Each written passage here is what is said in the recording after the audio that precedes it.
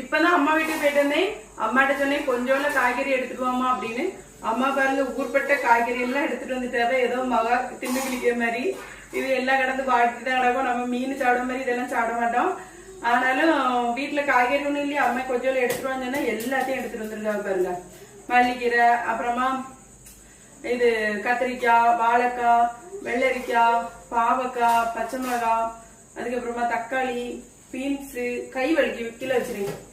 அப்புறமா வெண்டைக்காய், பல்லாரி, உருளைக்கிழங்கு, இதான் மக்களே வழுதனங்காய், அப்புறமா பச்சை மிளகாய், எல்லா காய்கறியுமே எடுத்துட்டு வந்துட்டாரு எங்க அம்மா.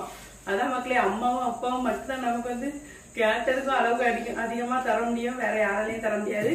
அதுக்கப்புறமா அப்படியே பிள்ளைக்கு சாப்பாடு தந்துட்டு தேவை. சரி மக்களே, வேற என்னத்த வேணும், நல்லா இனி இந்த காய்கறிகளை வச்சு சாம்பாரோ அவியலோ வச்சு சாப்பிட வேண்டியதான். அப்புறமா இந்த வீடியோ